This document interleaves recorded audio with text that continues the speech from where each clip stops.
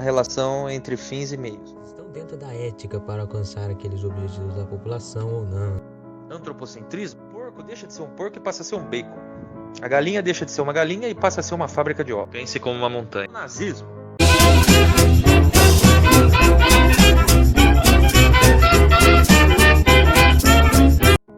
Sejam muito bem-vindos, vossas eminências e vossos excelentíssimos, ou você mesmo, meu caro ouvinte.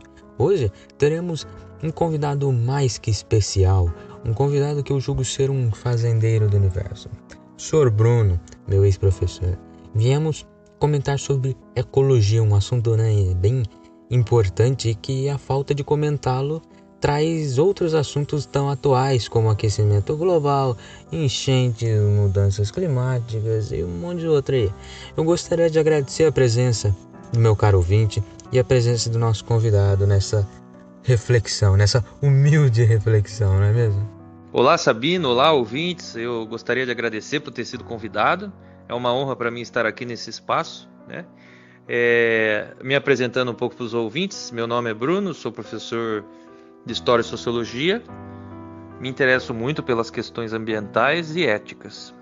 Olha, Bruno, eu vou estar passando a palavra para você, né, para que você conduza a nossa reflexão de hoje. O Sabino me convidou para a gente refletir sobre esse tema interessante, a ecologia. E eu acho que falar sobre ecologia é falar sobre uma relação entre fins e meios. O problema que existe nesse jogo entre fins e meios. E eu acho que alguns autores e escritores exploraram muito esse embate entre os fins e os meios, que a gente não só pode aplicar para a ecologia, mas nas nossas relações cotidianas. E esses autores que eu vou estar trazendo aí para a gente pensar junto, né? É o Maquiavel, a dupla Adorno e Horkheimer, o poeta Manuel de Barros e o ecologista e filósofo Erne Ness. Escreve o sobrenome dele N-A-E-2-S. Erne Ness. Esses autores são autores muito diferentes, de épocas diferentes, mas eles estão dentro do mesmo problema, né? Que é a relação entre fins e meios, para a gente pensar a ecologia. E vamos começar com Maquiavel, né? Que eu acho que é ali que começou o problema. O problema que não se solucionou até os dias de hoje. Maquiavel, ele é o inventor, ou pelo menos o que primeiro professou isso na frente de todo mundo, né? Da política moderna. E quando eu digo política moderna, é a política laica, é a política secular, separada de qualquer moral religiosa, né? Isso aconteceu no Renascimento. Maquiavel criou essa visão num livro chamado O Príncipe, com a famosa frase: os fins justificam os meios. Acho que você já ouviu falar sobre essa frase, né, Sabino? Eu já ouvi sim, Bruno, numa questão muito complexa ainda, que é o paradoxo de que os fins justificam os meios, ou são os meios que justificam os fins, né? E no meu ver, essa frase não serve somente para política, mas sim para a vida, que aí entra a questão do paradoxo que falei anteriormente. Mas eu acredito que seja bem comentada no meio político, né? Se os governantes estão dentro da ética para alcançar aqueles objetivos da população ou não, né? Mas continue você aí, Bruno. Essa frase você pode usar numa guerra, você pode justificar uma guerra, um genocídio com essa frase, mas você também pode justificar uma coisa bem inocente como uma festa surpresa, né? Os fins justificam os meios. O fim é o meu objetivo, e para atingir o meu objetivo eu posso fazer qualquer coisa, eu posso usar qualquer meio. O meu objetivo é demonstrar para uma pessoa que eu amo ela bastante, então eu vou fazer uma surpresa, uma festa surpresa, que é uma mentira. Eu vou mentir, vou ocultar que existem 3 pessoas escondidas atrás da porta com um bolo de aniversário. Então é uma mentirinha boa, digamos assim, para fazer essa festa surpresa. Usei o raciocínio do Maquiavel. Isso seria uma coisa inocente. Agora, eu posso também fazer um genocídio, usar uma bomba atômica para vencer uma guerra. Isso foi usado pelo exército estadunidense na Segunda Guerra Mundial para vencer os japoneses. Para poupar a vida de soldados estadunidenses, eles trouxeram o inferno na Terra através da bomba atômica em Hiroshima e Nagasaki. A pergunta é: até que ponto os fins justificam os meios? E na nossa relação com a natureza? E essa relação entre fins e meios vai caminhar, ao longo da história. Vai ter um negócio terrível também que vai acontecer na época das bombas atômicas, que é o nazismo, ali aquela coisa horrível da humanidade, coisas horríveis da humanidade, incêndio da Biblioteca de Alexandria, bomba atômica, nazismo, as fileiras das tragédias humanas, O nazismo, ele impactou tanto a humanidade, e principalmente dois filósofos, o Adorno e o Horkheim, que eles queriam entender como surge um nazismo, um nazista, como surge um sistema totalitário. E aí então eles desenvolvem o conceito de racionalidade instrumental. Eles acreditam que quando uma sociedade faz a razão, o pensamento, ser uma ferramenta para atingir objetivos, é o começo do problema. Melhor dizendo, quando as pessoas e a natureza, enfim, quando tudo é tratado como meio para se atingir o fim, começou o problema para eles, Então as coisas não têm uma finalidade em si mesmas, elas não são valorizadas pelo que elas são. As coisas são meios para se atingir fins. Eu posso usar pessoas para atingir objetivos, eu posso usar a natureza, enfim. E o Adorno e o Horkheim acham que essa razão instrumental, esse raciocínio de que uma coisa é importante se ela me serve para alguma coisa, é o começo do nascimento de sistemas totalitários e raciocínios que levam a nazismos e extermínios. É uma coisa até desagradável que a gente nem aplica apenas ao meio ambiente. Por exemplo, se eu vejo o conhecimento como um meio para se passar no vestibular, isso é uma prostituição do conhecimento muito grande, Eu vou ler um clássico da literatura, eu vou ler o Machado de Assis, não pelo prazer, e não porque é um Machado de Assis, mas porque vai cair na prova. Que coisa triste. Que coisa triste. Isso é a racionalidade instrumental. E a gente faz isso, A gente faz isso com bois, galinhas e porcos. Eles são meramente meios para a gente atingir um fim. De uma maneira bem cruel, O porco deixa de ser um porco e passa a ser um bacon. A galinha deixa de ser uma galinha e passa a ser uma fábrica de ovos. E assim por diante. Essa racionalidade instrumental é que leva a gente a usar pessoas e elementos da natureza a fim de atingir certos objetivos. Então Adorno e Horkheim denunciaram isso daí, o perigo desse tipo de raciocínio. Interessante você falar do Machado de Assis, que eu andei lendo uma obra dele, Machado de Assis, esses dias, Memórias Póstumas de Brás Cubas, um livro simplesmente estupendo. Mas então, eu sou bem ligado à literatura, tu sabe disso, e eu acho terrível ler Machado de Assis somente para que você possa passar no vestibular. É claro que passar no vestibular, como você disse, é uma prostituição do conhecimento muito boa, mas eu acho que os clássicos da literatura devem ser lidos livremente, por livre apreciação pessoal e não para atingir um fim que, se não fosse ele, você não leria.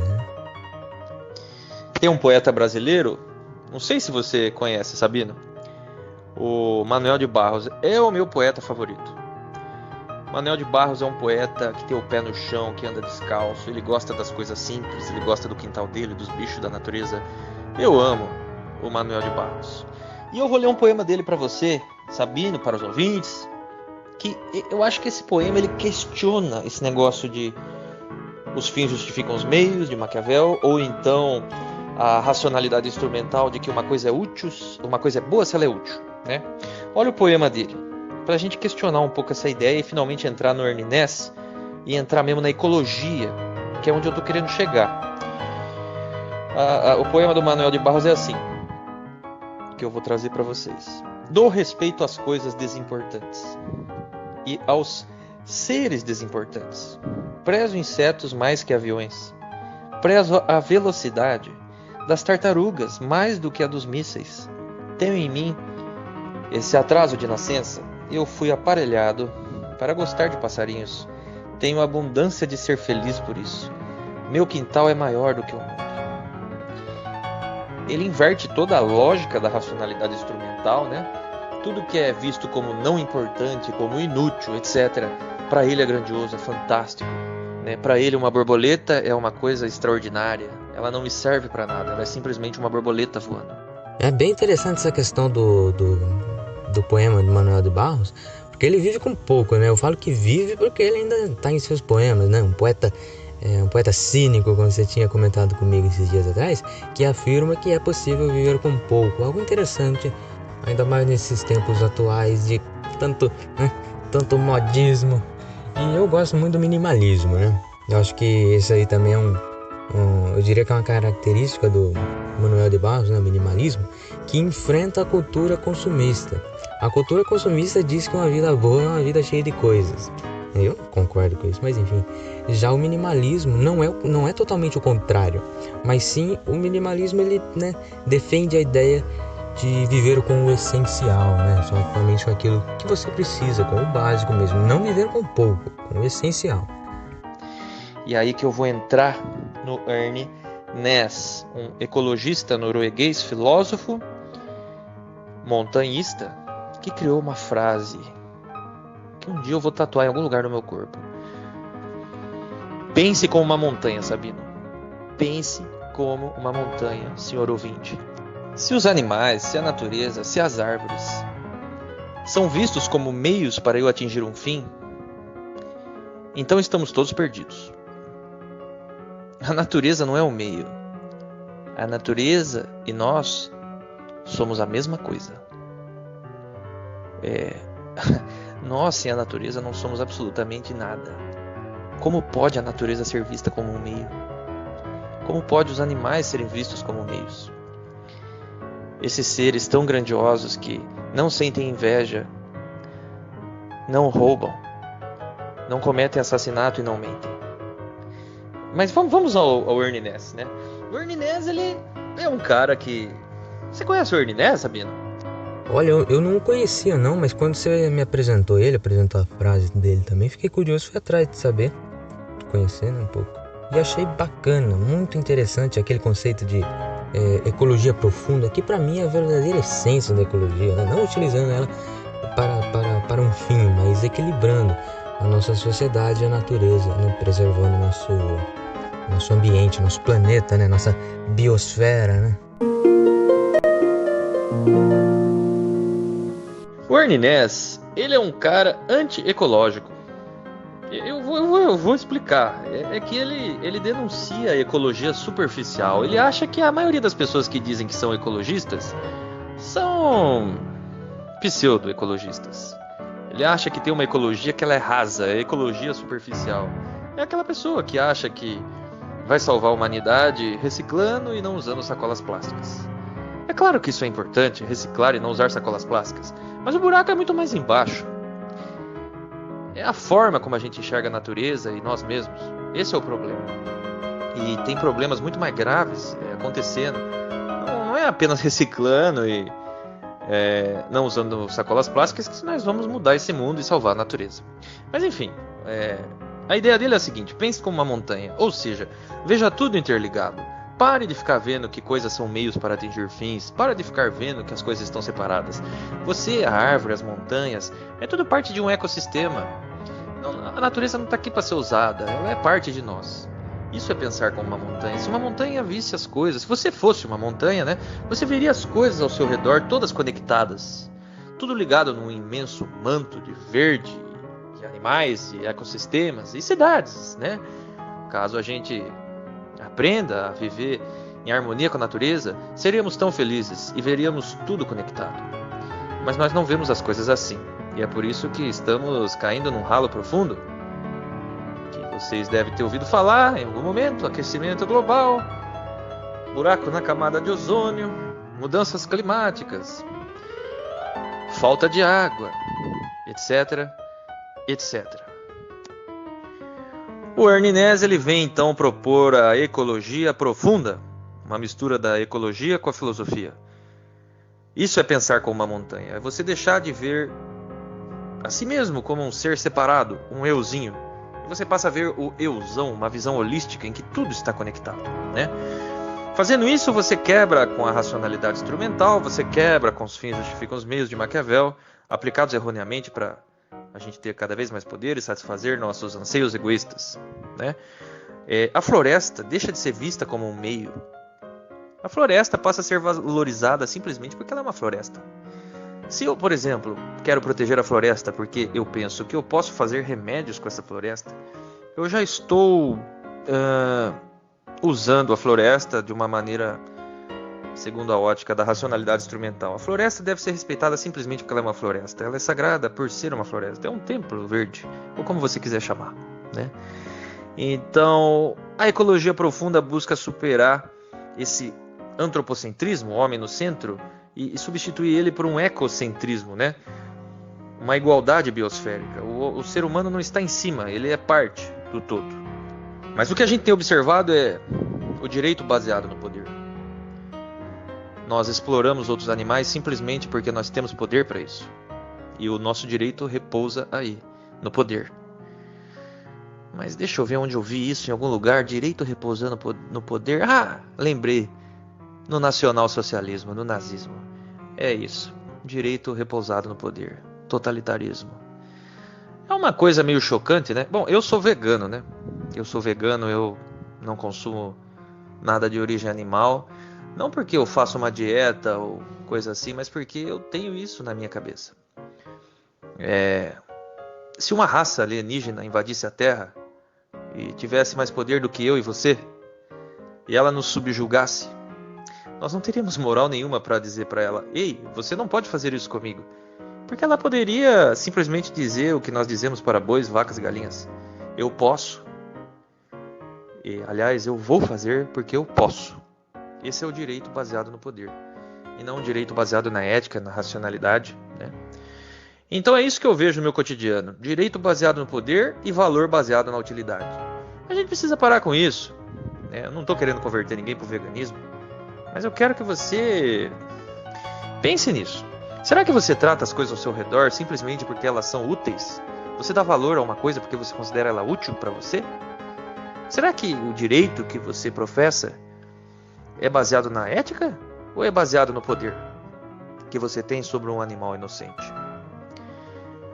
Enfim, vou deixar esses raciocínios com vocês, essas provocações, porque eu acho que esse espaço que o Sabino criou, sensacional, é para isso, é para provocar, né?